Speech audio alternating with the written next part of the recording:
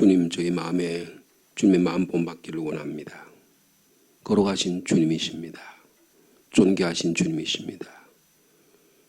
이 땅에 낮고 낮은 땅에 우리를 구원하시기 위해서 피 쏟으시고 물 흘려주신 주님이십니다. 제자들의 발을 씻겨주신 주님이십니다. 우리의 인생길이 아무리 험하고 거칠더라도 주님과 같이 우리를 위해 생명을 내놓지는 않습니다. 주님 우리를 향하여 모든 것 다 주셨습니다. 이 십자가의 은혜의 사랑, 이 아침도 깨닫기를 원합니다. 우리 마음에 주님의 마음이 찾아와서 겸손한 마음으로 주님 섬기고 나 자신을 사랑하고 가족을 예수 그리스도의 형상으로 닮아가는 거룩한 가정으로 이루어 만들기를 원합니다. 주님 이 시간도 찾아오셔서 주님 닮아가는 하나님의 형상이 우리 가운데 이루어지도록 주께서 축복하여 주시옵소서. 함께 모여 기도의 제목을 나누기를 원합니다. 주님 우리가 함께 이 사순절 기간 동안에 어떻게 주님의 형상을 닮아가실까, 닮아갈 것인가를 말씀을 통해서 깨닫는 시간이 되게 축복하여 주옵소서. 예수님의 이름으로 기도하옵나이다. 아멘. 계속해서 사무엘상 14장 36절 말씀부터 46절까지 말씀이 되겠습니다.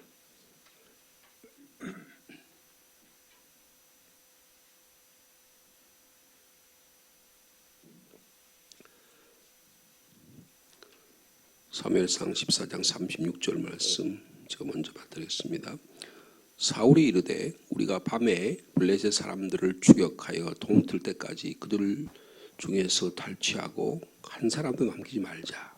우리가 이르되 왕의 생각에 좋은 대로 하소서 할 때에 제사장이 이르되 이리로 와서 하나님께로 나아가사이다 하매 사울이 하나님께 묻자오되 내가 블레셋 사람들을 추격하리이까 주께서 그들을 이스라엘의 손에 넘기시겠나이까 하되 그날에 대답하지 아니하시는지라. 사울이 이르되 너희 군대의 지휘관들아 다 이리 오라. 오늘 이 죄가 누구에게 있나 알아보자. 이스라엘을 구원하신 여호와께서 살아계심을 두고 맹세하노니 내 아들 요나단에게 있다 할지라도 반드시 죽으리라 하되 모든 백성 중 한 사람도 대답하지 아니하매 이에 그가 온 이스라엘에게 이르되 너희는 저쪽에 있으라. 나와 내 아들 요나단은 이쪽에 있으리라. 백성이 사울에게 말하되 왕의 생각에 좋은 대로 하소서 하니라. 이에 사울이 이스라엘의 하나님 여호와께 아뢰되 원하건대 실상을 보이소서 하였더니 요나단과 사울이 뽑히고 백성은 면한지라. 사울이 이르되 나와 내 아들 요나단 사이에 뽑으라 하였더니 요나단이 뽑히니라. 사울이 요나단에게 이르되 내가 행한 것을 내게 말하라. 요나왔을 뿐이오나 내가 다만 내 손에 가진 지팡이 끝으로 꿀을 조금 맛보았을 뿐이오나 내가 죽을 수밖에 없나이다. 사울이 이르되 요나단아 내가 반드시 죽으리라. 그렇지 않으면 하나님이 내게 벌을 내리시고 또 내리시기를 원하노라 하니 백성이 사울에게 말하되 이스라엘의 이 큰 구원을 이룬 요나단이 죽겠나이까 결단코 그렇지 아니하니이다. 여호와의 살아계심을 두고 맹세하옵나니 그의 머리털 하나도 땅에 떨어지지 아니할 것은 그가 오늘 하나님과 동역하였음이니이다 하여 백성이 요나단을 구원하여 죽지 않게 하니라. 46절 말씀 함께 읽습니다. 사울이 블레셋 사람들을 추격하기를 그치고 올라가매 블레셋 사람들이 자기 곳으로 돌아가니라. 일단의 전투가 블레셋과의 전투가 마감되는 그런 장면이 여기에 나타나고 있습니다. 계속해서 어저께 말씀에 이어서 아버지 사울과 아들 요나단이 이렇게 대조되어서 본문에 기록되어 있습니다. 사울은 블레셋 이 믹마스 수비대라고 말할 수 있는 이 수비대를 공격하는 그날 밤에 원수에게 보복할 때까지는 어떤 음식도 먹어서는 안 된다. 그런 명령을 백성들 군인들에게 내립니다. 그 서약을 받게 하죠. 이 판단 자체가 잘못된 것입니다. 자기의 전투는 아들이 다 버려가지고 목숨을 내놓고 했는데 이건 자기가 취하겠다는 거예요. 전공은 자기가 받겠다는 거죠. 명예와 업적을 자기가 과시하기 위해서 하나님께 서약하는 이런 어리석은 행동을 하는 것입니다. 잘못된 판단이라고 볼 수 있습니다. 이게 오히려 자기 아들을 죽이게 되는 그런 결과를 초래하게 되는 것입니다. 요나단은 그야말로 신실하고 우리가 살펴봤듯이 과감하고 용단력이 있는 그런 지도자라고 볼 수 있습니다. 왕은 지금 명목상은 아버지가 왕인데 실질적인 지도자의 역할은 아들이 하는 그런 모습이라고 성경 우리에게 빗대어서 말씀하고 있습니다. 그래서 여기 36절에 보니까 세 인물이 등장합니다. 사울이 등장하고요. 그 다음에 무리 군인들이 지도자리 등장하고요. 그 다음에 제사장이 등장합니다. 그래서 사울이 우리가 이 밤에 블레셋 사람들을 추격해서 완전히 동틀 때까지 저들을 완전히 점령할 때까지는 한 사람도 남기지 말자 이렇게 이제 앞에서는 금식을 명령하고 이제 추격하자 그렇게 얘기합니다. 그러니까 무리가 따르겠다 군인들이 그렇게 맹세를 합니다. 그런데 제사장이 이야기합니다. 하나님께 물어보자 그렇게 얘기를 하는 거죠. 여러분 사무엘상 30장에 보면 30장 8절에 보면 다윗도요 블레셋과의 전투를 할 때 물어봅니다. 하나님 내가 블레셋 사람들을 추격하게 해도 되겠습니까? 주께서 이스라엘의 손에 저들을 저희 손에 넘겨주시겠습니까? 똑같은 질문을 해요. 그런데 하나님이 승낙을 하십니다. 그런 장면이 나와요. 근데 여기는 어떻게 해요? 하나님이 승낙하지 않으십니다. 거부의 표시를 하는 거예요. 이 극단적인 맹세를 서슴지 않는 신실하지 못한 지도자에 대해서 하나님께서 거부하시는 것입니다. 여러분 맹세, 서약은 함부로 해서는 안 된다는 것을 볼 수가 있습니다. 퇴로가 없는 무리한 결정은 사람을 곤란하게 만들어요. 그리고 자기 자신이 사실은 위험에 빠지게 되는 거죠. 지도자의 판단력이 흐려지게 되는 그런 결정적인 과오를 범하게 되는 것입니다. 근데 그래서 하나님께서 대답하지 않으시니까 사울이 명령을 내립니다. 다 모여라 해서 누가 여기 책임 누구에 있는 게 살펴보자 그렇게 이야기를 하게 됩니다. 그래서 다 모여가지고 사울이 말을 합니다. 39절에 보니까 이스라엘을 구원하신 하나님께 맹세하고 맹세를 하는 거죠. 그리고 설사 이 책임이 내 아들에게 있다고 하더라도 죽음을 면치 못할 것이다. 이런 이야기를 합니다. 그랬더니 백성들의 반응이 뭐예요? 한 사람도 대답하지 않았다. 이게 무슨 뜻이에요? 앞에서 하나님께서 응답하지 않았는데 백성들도 대답하지 않는 거예요. 그러니까 누구 판단이 옳다는 거예요? 백성들의 판단이 옳다는 것입니다. 이것을 보여주고 있는 거예요. 근데 명령을 내렸고 서약을 했고 했으니까 이걸 안 따를 수는 없고 딜레마에 빠진 것이면 진퇴양난이에요. 나갈 수도 없고 뒤로 물러설 수도 없고 이런 지금 상황 가운데 그래서 계속 일을 진행합니다. 그래서 온 이스라엘 백성에게 너희는 이쪽에 서고 나와 내 아들은 반대쪽에 서겠다. 그러니까 백성이 뭐라고 말할까? 이번에는 당신의 좋은 생각 좋을 대로 하십시오. 그러니까 이제 결정을 내릴 때가 되니까 반응이 온 거예요. 앞에서는 37절에는 대답하지 않다가 39절에도 한 사람도 대답하지 않다가 40절에 오면 왕의 생각대로 좋을 대로 하십시오. 그렇게 합니다. 그래서 하나님 앞에 묻습니다. 41절이죠. 원하건대 실상을 보여주십시오 라고 하니까 요나단과 사울이 뽑혔다. 여기 뽑힌다라고 말이 있어요. 그리고 백성은 면했다. 아마 이때에 이 제사장의 옷에요. 이렇게 우림과 둠밈이라는 게 있어요. 그래서 이게 마치 이렇게 주사위와 같은 것인데요. 이게 그 학자들에 의하면 이게 이 돌 색깔이 밝은 색깔이 있고 어두운 색깔이 있고 이렇게 되어 있는 것 같아요. 그래서 이게 주사위를 던지면 고대 이스라엘 초기에 주로 이렇게 했던 것 같습니다. 그래서 던져가지고 이게 밝은 색깔이 나오냐 어두운 색깔이 나오냐에 따라서 결정을 하는 그런 이야기입니다. 근데 우림이나 둠밈이란 말을 쓰는데 우림이라고 하는 말은 저주란 뜻이에요. 그리고 둠밈이란 말은 참이라 그런 말입니다. 그래서 여러분 그 히브리어예요.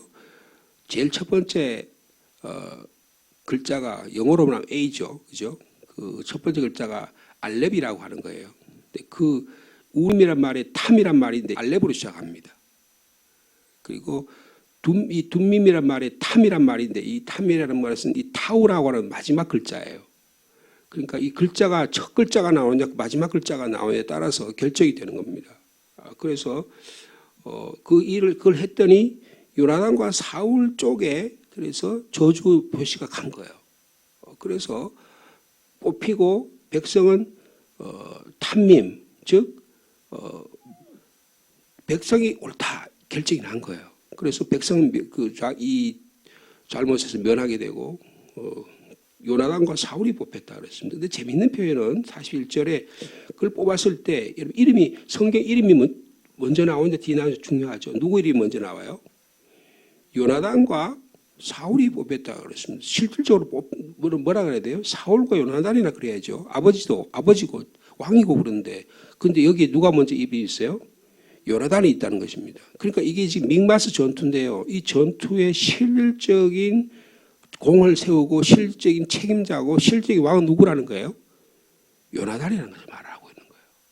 여러분 성경에 이름이 누가 앞에 나오는지 대단히 중요합니다. 그래서 예를 들면은 이름이 사도행전에 보면 그 이름이 남편과 아내 이름이 나오다가 뒤에 가면 아내 이름이 나오고 그다음에 남편 이름이 나오는 그런 경우가 있어요. 그러면 그 역할이 처음에는 남편이 역할이 예를 들면 바나바와 바울이 전도 여행을 하다가 1차 전도 여행에는 누구 이름이 먼저 나와요? 바나바 이름이 먼저 나오죠. 근데 2차 전도 여행이 되면 누구 이름이 나옵니까? 바울이 이름이 나와요. 그러니까 주도적인 역할을 누가 했다는 거예요? 앞에 있는 사람이 주도적인 역할을 했다는 것입니다. 그와 마찬가지로 요나단이 이 믹마스 전투의 주도적인 역할을 감당했다는 것을 은연중에 표현하는 겁니다. 어쨌든 간에 이 주사위를 던져서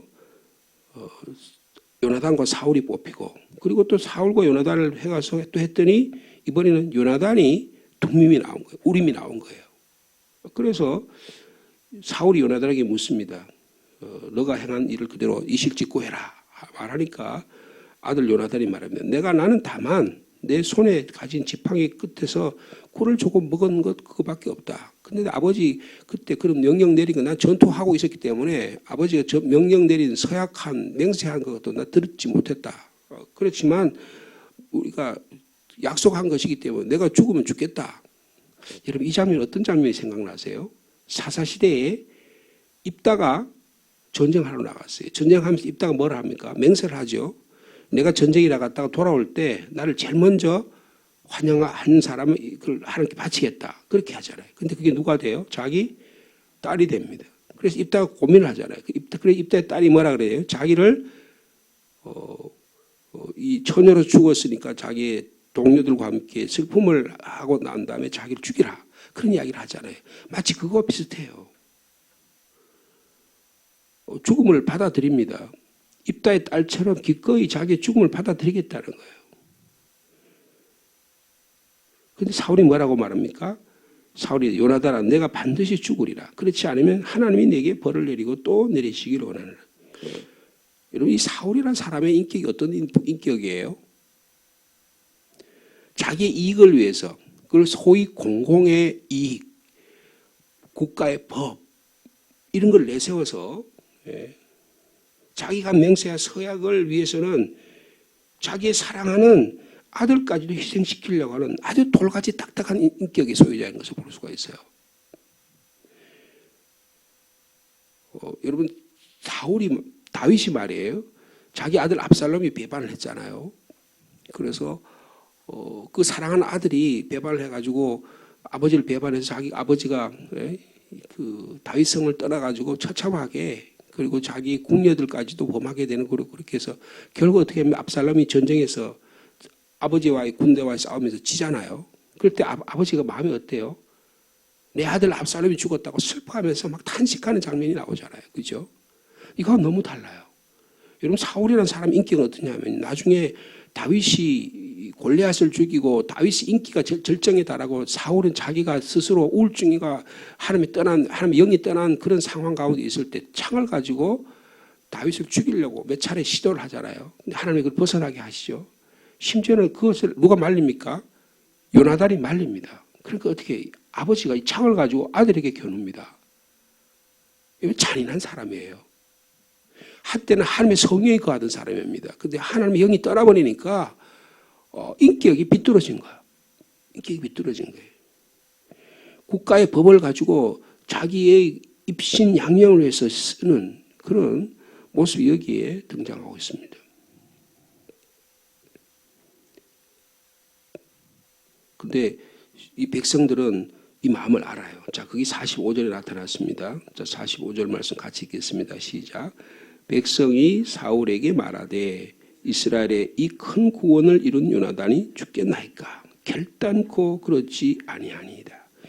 여호와의 살아계심을 두고 맹세하옵나니 그의 머리털 하나도 땅에 떨어지지 아니할 것은 그가 오늘 하나님과 동력하였음이니이다 하여 백성이 요나단을 구원하여 죽지 않게 하니라. 백성의 마음이 요나단에게 간 거예요. 이 사울의 잘못된 오판, 금식 선언이 말하자면 뭐라고 표현할까요? 어리석은 경건이라는 거예요. 괴팍한 서원이라는 거예요. 여러분 이 사울의 인격의 결정적인 모습들이 드러나게 되는 것입니다. 하나님이 그걸 드러내시는 거예요. 드러내시는 거예요.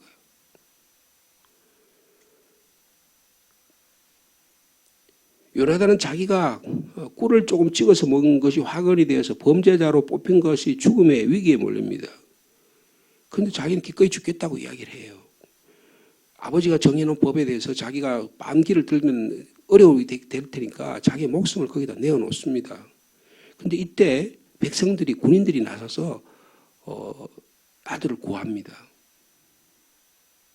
요나단의 말로 신실하다는 거예요. 요나단의 말이 용감하다는 거예요. 백성이 이 마음을 알고 있는 것입니다. 이스라엘을 구원할 게 요나단을 처형할 수 없도록 탄원을 해서 이 죽음을 면하게 되는 것입니다. 하나님의 살아계심을 두고 맹세하옵나니 그랬습니다. 앞에서도 그랬죠. 39절에 이스라엘을 구원하신 하나님을 두고 맹세하겠다. 똑같이 하나님을 두고 맹세해요. 근데 전혀 다른 일이 일어납니다. 한 사람은 사람을 죽인 일에 하나님에 맹세하고 한 사람은 사람을 살린 일에 맹세합니다.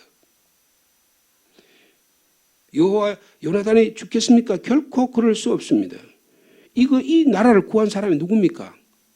이 어려운 블레셋과의 전투에서 지금 다들 꽁무니를 빼고 다 뒤도 돌아보지 않고 다 숨어 있었는데 요나단과 그의 부하가 적진의 그 험한 바위를 뚫고 올라가서 생명을 내걸고 싸움을 이겨서 이런 일이 일어나게 됐는데 당신은 그 전공을 얻기 위해서 자기 이익을 위해서 이런 비열한 행동을 하지 않았습니다. 말은 하지 않지만 그런 뜻이에요.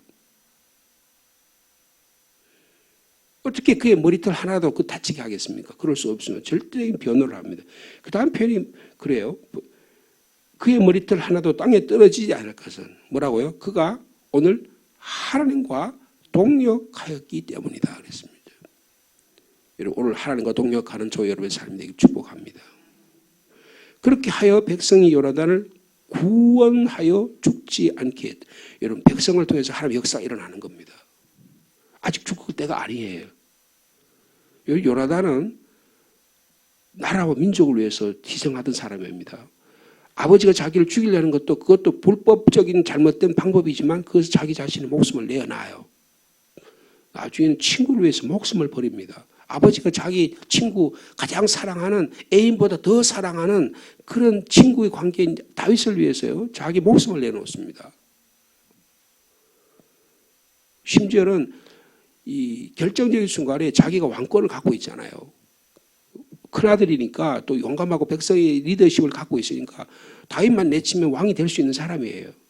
그런데 오히려 보면요, 다윗이 하나님의 그를 통해서 역사하신 걸 보고 다윗에게 하나님 축복하는 장면이 나오잖아요.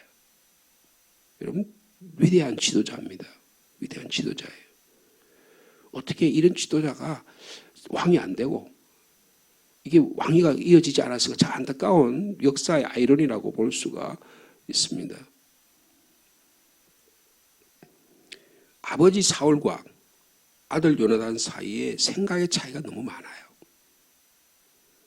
요나단이 아버지보다 훨씬 더 올바른 판단력과 역사관을 갖고 있는 지도자입니다. 그런데 사울은 잘못된 판단력을 갖고 있어요. 여러분, 지도자가 얼마나 중요한 건 하는 것을 말씀해 주고 있습니다. 사울은 잘못된 판단에 사로잡혀서 우를 범합니다. 자기 이것을 하며 뜻인 것처럼 행세를 해요. 자기 만족과 욕심을 이루기 위해서, 채우기 위해서 하나님도 맹세하고요. 자기 아들 죽이는 것도 주저하지 않습니다. 여러분, 오늘의 정치 상황이 그래요. 오늘의 세상의 삶의 모습이 그렇습니다. 수단과 방법을 가리지 않습니다. 공공의 여러 가지 방법들을 사용해가지고 이렇게 더 할 때는 그게 더 악랄합니다. 더 무자비해요. 그 악순환이 계속됩니다. 여러분, 그것이 한국의 정치 현실이고 오늘날의 정치 현실이에요. 여러분, 우크라이나 사태를 한번 보십시오. 전쟁을 누가 일으켰어요? 러시아가 일으켰잖아요. 푸틴이라고 하는 사람이 일으켰잖아요. 그래서 국제사법재판소에서 어떻게 했습니까? 푸틴을 범죄자로 정했어요. 그래서 범죄자로 인도할 것을 결정을 했습니다. 그리고 어떻게 해요? 그러면 범죄를 잘 인정하면 수사관이 보내가지고 러시아에 가서 그 푸틴을 데리고 와야 되는 거예요. 근데 푸틴이 워낙 큰 권력의 사람이니까 가서 데려올 수가 없잖아, 그죠?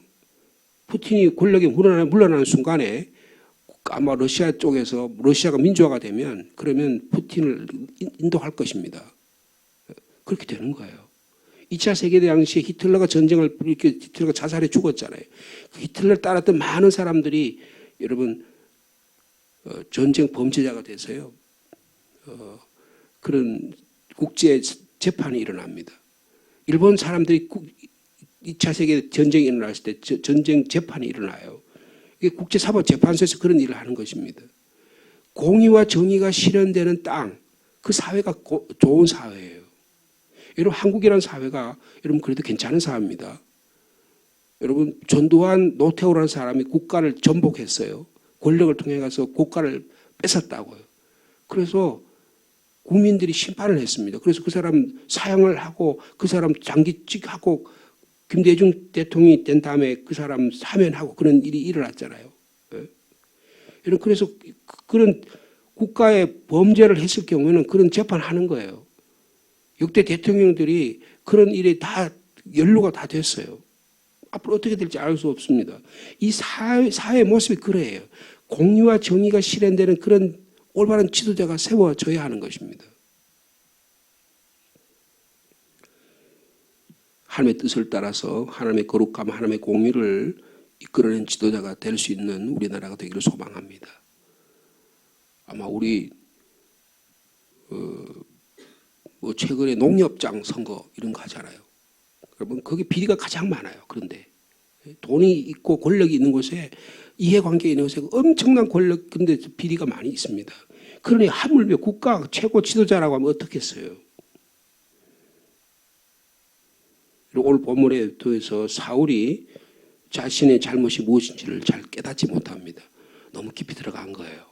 너무 권력에 너무 사로잡힌 거예요. 자기 판단력이 흐려집니다. 그러니까 자기 아들이 목숨이 왔다 갔다 하는데 너는 죽을 인간이야. 이렇게 이야기하는 거 한다니까요.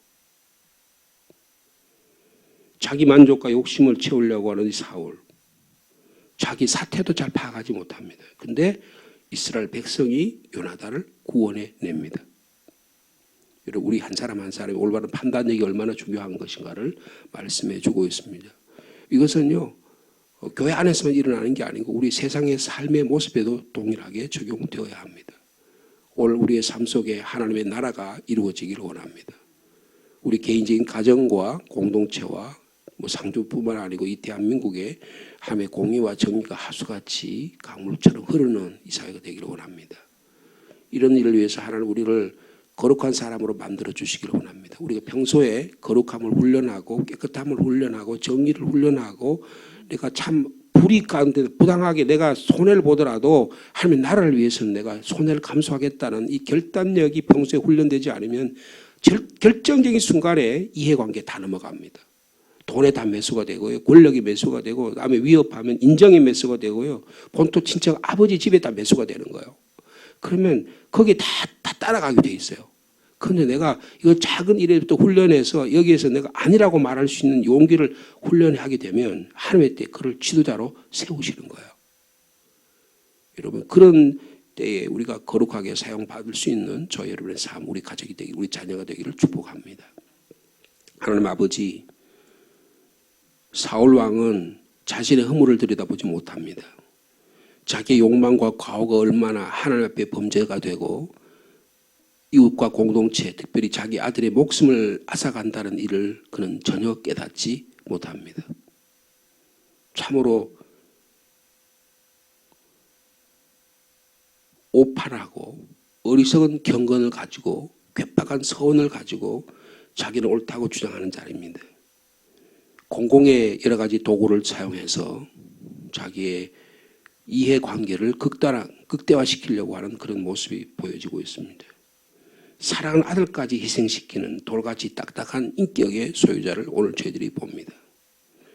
그런데 그에 반해서 그의 아들 요나단은 용감합니다. 자기 목숨까지도 나라와 민족을 위해서 내어놓습니다. 백성인 지도자인 사울보다가 더 의리 있고 더 지혜롭고 용감한 요나단을 선택합니다. 주님 오늘 우리의 삶의 모습이 어떠한지를 밝히 보는 저희들이 되게 하여 주시옵소서. 우리가 요나단과 같은 인격의 소유자가 아닌지, 우리가 이해관계 앞에 서면, 돈 앞에 서면, 권력 앞에 서면, 명예 앞에 서면 이것 선택하기 위해서 하나님이 올바르다고 판단하는 것, 하나님이 이것이 맞다고 말하는 것, 많은 사람들이 이렇게 해야 된다고 생각하는 것, 그거 다 버리고 자기의 욕망을 위해서 달려가고 있는 저희들이 아닌지 이 시간 깊이 살펴보게 하여 주옵소서. 작은 일에 우리가 탐심을 가지게 되면 더 큰 일에는 도저히 큰 올바른 결정을 따를 수가 없습니다. 우리가 주님 앞에 헌금하는 일, 우리가 주님 앞에 시간을 드리는 일, 우리가 하나님 앞에 봉사하는 일, 이 모든 일 가운데서 작은 일에는 주저하지 않고 주님의 교회를 섬기지만 이것이 큰 일이 되고 내가 하나님 앞에 이거 드려야 된다고 판단됐을 때는 제대로 판단하지 못하는 경우가 참 많습니다. 저희를 불쌍히 여겨 주시옵소서. 인간관계 이해관계에 걸려서 돈에 걸려서 잘못된 판단력에 걸려서 하나님의 영광, 하나님의 공의, 하나님의 정의를 누가 될까 심히 두렵습니다. 주님, 저희들이 참에 설 수 있는, 공의에 설 수 있는, 진리에 설 수 있는 저희들이 되게 주님 저희를 훈련시켜 주시옵소서. 훈련을 통해서만 하나님의 말씀을 통해서 기도를 통해서 훈련받은 자만 이런 일에 용기를 낼 수 있고 참 하나님의 나라에 참여할 수 있습니다. 그런 저희들이 될 수 있도록 우리 교회가 될 수 있도록 우리 가정이 될 수 있도록 이 나라 교회가 될 수 있도록 인도하여 주시옵소서. 그래도 대한민국이 이런 어려운 가운데도 여기까지 온 것은 하나님의 사람들이 기도하며 하나님의 공의와 정의를 위해서 애쓰고 사회의 부정을 위해서 그들의 잘못된 것을 비판하는 그런 공적 기능들이 살아있어서 여기까지 왔습니다. 주님 이 민족을 불쌍히 여겨주시고 한국의 교회가 진리의 편에 서게 하시고 공의의 편에 서게 하시고 올바른 자의 편에 서서 약자를 보호하는 그런 교회가 될 수 있도록 주께서 인도하여 주시옵소서. 사울을 선택하지 않고 요나단을 선택할 수 있는 담력을 허락하여 주시옵소서.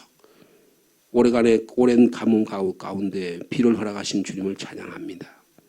주님 온 산천이 단비로 인해서 땅이 촉촉하게 하시고 모든 생명이 솟아나게 주님 축복하여 주시옵소서. 우리에게도 말씀의 단비를 허락해 주시고 성령의 단비를 허락하여 주시옵소서. 오늘도 동아구역을 신방하려고 합니다. 신방받는 5, 6가정을 주님 축복해 주시고 또 하나님의 나라 또 기도의 제목 서로 나누는 귀한 시간들 될 수 있도록 주께서 역사하여 주시옵소서. 오늘 남성교와 여전도의 모임들도 있습니다. 주님 그곳에도 함께 하시고 오고 가는 교통병과 안전을 지켜 보호하여 주시옵소서. 기도의 제목을 가지고 주님께 나왔습니다. 한 분 한 분의 기도의 제목에 주님 들으시고 응답하여 주실 줄로 믿습니다. 예수님의 이름으로 기도하옵나이다. 아멘.